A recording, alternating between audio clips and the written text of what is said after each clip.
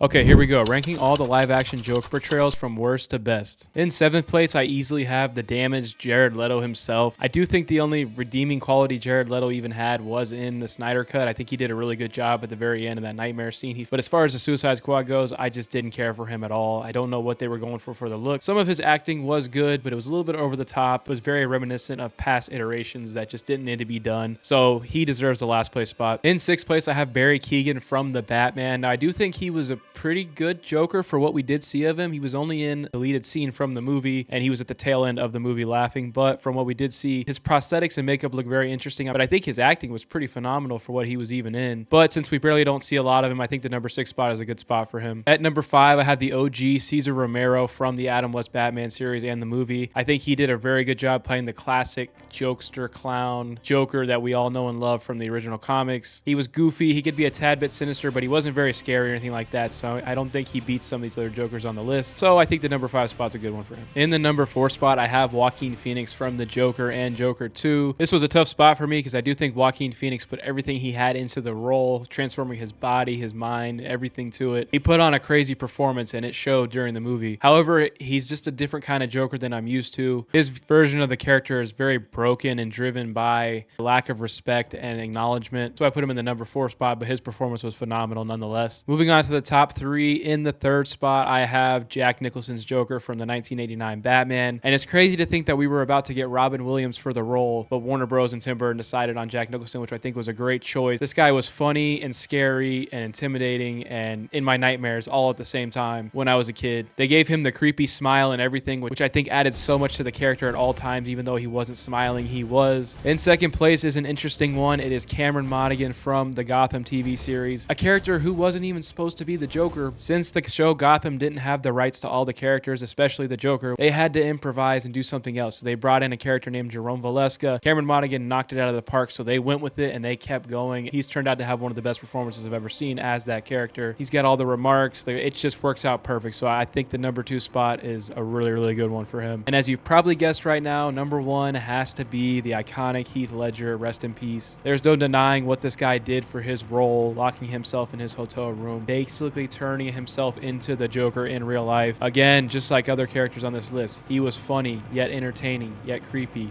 yet could turn on you at any moment, yet you didn't know what he was going to do. His performance was so intense. It kept you on the edge of your seat the whole time. His dynamic with Batman through the movie was crazy. He had the craziest plots and schemes that just went right over your head until it actually happened. So he definitely gets the number 1 spot. Let me know down in the comments below how you would rank all the Jokers.